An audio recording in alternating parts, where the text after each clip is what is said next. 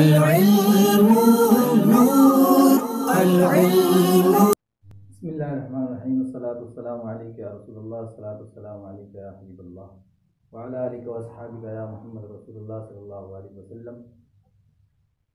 कल हमने सर्फ की तारीफ बताई थी और उसका मौजू बताया था, कर्ज वगैरह बताई थी, तो उसका मौजू था कलमा।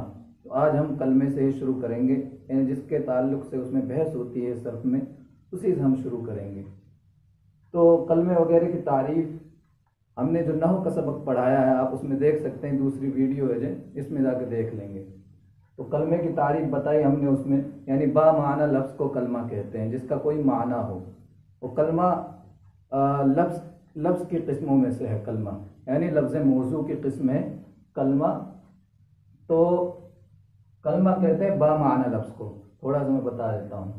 फिर इसकी 3 किस्में थी, फ़ैल, इस्म, हर्फ। ये ध्यान रहे, सर्फ में सबसे ज़्यादा बहस फ़ैल में होती है, तो इसलिए जब इसकी किस्में बताते हैं तो सबसे पहले फ़ैल को लाते हैं, फ़ैल, इस्म और हर्फ। और चूँकि जो नहव है उसमें सबसे ज़्यादा बहस होती है इस्म के बारे में, तो इसलिए उसमें इस्म, फ़ैल, हर्फ करते हैं। ये थोड़ी सी बात थी, बाकी कोई इसकी ज़्यादा इम्पोर्टेंट बात नहीं है, लेकिन ये ध्यान रहे। अब देखते हैं हम पहले, चूँकि इसम में बहस कम है सर्फ में, इसलिए हम थोड़ी सी इस्म के ताल्लुक़ से बहस कर लेते हैं। इनकी तारीफ़ थोड़ी सी समझ लें। फ़ैल यानी जो अपना माना खुद बताए और कोई ज़माना पाया जाए उसके साथ। इस्म जो अपना माना खुद बताए, यानी गैर का मोहताज ना हो। इस्म फ़ैल वगैरह का किसी का मोहताज नहीं होता अपना माना बताने में, लेकिन ज़माना उसके साथ नहीं पाया जाता है। और हर्फ जो होता है इस्म और फ़ैल का मोहताज होता है अपना माना बताने में। और आप देख सकते हैं जो नहव की हमने नहव का जो सबक है हमारा, उसमें बहुत डिटेल से हमने इसको समझाया है।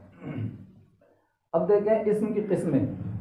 इस्म की इश्तिक़ाक़ के एतबार से अक़साम देखते हैं, यानी इस्म के इश्तिक़ाक़ के एतबार से, यानी इस्म से कौन से इस्म से अल्फाज निकलेंगे, कौन से नहीं निकलेंगे।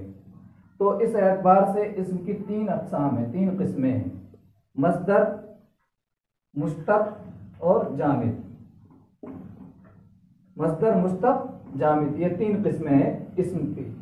ठीक, अब हम देखते हैं अलग अलग सबकी तारीफ देखते हैं कि मस्दर किसे कहते हैं, मुश्तक़ किसे कहते हैं और जामिद किसे कहते हैं। मस्दर को समझ ले। मस्दर वो इस्म होता है जिससे दूसरे कलिमात निकलते हैं, यानी जिससे दूसरे कलिमात बनते हैं, उसे कहते हैं मस्दर। यह है मस्दर की तारीफ। देखें, मस्दर वो इस्म है जिससे दूसरे कलिमात मुश्तक़ होते हैं, यानी बनते हैं। जैसे अन-नस्रु वल क़त्लु। अन-नस्र यानी मदद करना, अल-क़त्ल यानी मारना, इससे दूसरे अल्फाज निकलेंगे। इससे फ़ैल निकलेगा, इससे फ़ैल माज़ी, मुज़ारे और इस्म भी निकलेंगे, इसमें फ़ाइल वगैरह सब ये मस्दर से निकलते हैं। तो किस तरह निकलते हैं वो सब हमें यही तो सीखना है सर्फ में, तो ये सब चीज़ें आ जाएंगी। अब मुश्तक़ की क्या तारीफ़ है। मुश्तक़ यानी जो मस्दर से बनता है उसे कहते हैं मुश्तक़। लेकिन सिर्फ इसकी यही तारीफ नहीं है, ये मफ़हूम समझ ले, जो मस्दर से बनता है। मुश्तक़ कहते हैं वो इस्म है जो मस्दर से निकले, बिल वास्ता या बिला वास्ता, यानी या तो डायरेक्ट ये मस्दर से निकलेगा या इनडायरेक्ट। बिल वास्ता और बिला वास्ता का मतलब ये है, जैसे नसारा, ये है माजी का सेगा, ये मस्दर से निकला है डायरेक्ट, यानी बिल वास्ता निकला है। मस्दर से डायरेक्ट बना है, यानी अन-नस्र से बना है डायरेक्ट नसारा। लेकिन अब है मुज़ारे यनसुरु, ये भी निकला मस्दर से है, लेकिन ये बिल वास्ता निकला है। ये था बिला वास्ता, ये निकला है बिला वास्ता, ये निकला है बिल वास्ता, यानी वास्ते से निकला है। और जो ये था माजी कसेगा, ये बिला वास्ता निकलता है, यानी डायरेक्ट निकलता है। ठीक है, तो यनसुरु ये वास्ते के साथ कैसे निकला है, यानी पहले मस्दर से बनाया हमने माजी नसारा, फिर माजी से बना यनसुरु, तो ये इस तरह वास्ते के साथ निकला है मस्दर से। तो ये मुश्तक़ की तारीफ ये होगी जो मस्दर से निकले बिल वास्ता या बिला वास्ता, यानी वास्ते के साथ निकलेगा या बिला वास्ता निकलेगा। इसी तरह नासिरुन है, अब इसमें कई वास्ते आ गए, ये बना है मुजारे से, मुजारे बना है माजी से। तो सबसे पहले मस्दर था, मस्दर अन-नस्र, उससे बना माजी, फिर माजी से मुजारे, फिर मुजारे से इसमें फाइल नासिरुन। तो इतने वास्ते आ गए। तो इसलिए इसकी तारीफ, मुकम्मल तारीफ यही होगी इसकी, वो इसमें जो मस्दर से बिला वास्ता या बिल वास्ता निकले। अब देखते हैं हम जामिद की तारीफ। जामिद कहते हैं, अब हमने मस्दर के बारे में पढ़ा कि मस्दर वो है जिससे दूसरे कलिमात बने, मुस्तक वो है जो मस्दर से बने। जामिद क्या है? जामिद बिल्कुल इनका अलग है, जो ना मस्दर से बनता है और ना उससे कोई दूसरे कलिमात बनते हैं, यानी वो खुद पे डिपेंड होता है, वो किसी से नहीं बनता है और ना उससे दूसरे बनते हैं। देखो, जो ना खुद किसी से बने और ना दूसरे कलिमात उससे बने। जैसे हमने एक मिसाल लिखी, असद है, इससे कोई दूसरे कलिमात नहीं निकलते हैं, असद यानी शेर। इसी तरह रजुल है, इससे दूसरे कलिमात कोई नहीं निकलते हैं। तो ये इनकी मिसालें थी। तो हमने क्लियर कर लिया इस्म की ये जो है इस्तिकाक के एतबार से 3 किस्में थी, मस्दर, मुश्तक और जामिद। तो इन सब की हमने तारीफ देख ली। अब आगे देखते हैं इस्म के और किस्में। तो हम देखते हैं कलमे की हरूफ असलिया और ज़वाइद के एतबार से किस्में, यानी कलमे में कुछ हर्फ ऐसे होते हैं असली होते हैं, कुछ जायद होते हैं।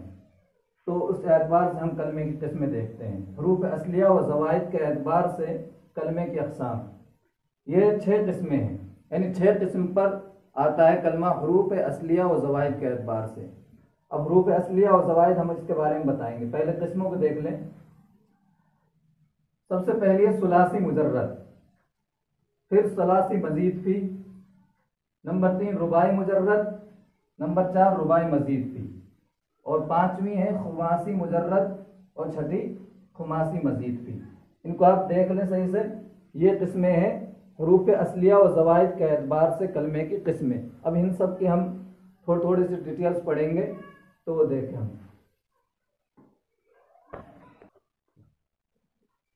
अब हम एक करके सबकी तारीफ देखते हैं। सुलासी मुजर्रद किसे कहते हैं? सुलासी आप समझे, सुलासी कहते हैं 3 को, ठीक। और मुजर्रद होता है जिसमें ज्यादती ना हो, खालिस, यानी जिसमें कोई ज्यादती ना हो, उसको कहते हैं मुजर्रद। तो ये माने से ही पता चल गया, सुलासी मुजर्रद यानी ऐसा कलमा ऐसा 3 हरफी कलमा जिसमें ज्यादती ना हो। ये मफहूम है, समझ लें। तो इसकी तारीफ, जिसके हरूफ असलिया में कोई हर्फ जायद ना हो, ठीक, जिसके हरूफ असलिया में कोई हर्फ जायद ना हो। हरूफ असलिया किसे कहते हैं? मादे के हरूफ को हरूफ असलिया कहते हैं। उसके बारे में हम आगे बताएंगे, लेकिन थोड़ा समझ लें। हरूफ असलिया कहते हैं फ़ाअला के वज़न पर, फ़ा ऐन लाम के वज़न पर जो हरूफ आएंगे उनको हरूफ असलिया कहते हैं। जैसे ये है फ़ाअला, इसके मुकाबले में इसके वजन पर आया नसारा। देखो, फा के मुकाबले में आया नून, ऐन के मुकाबले में आया साद और लाम के मुकाबले में आया है रा।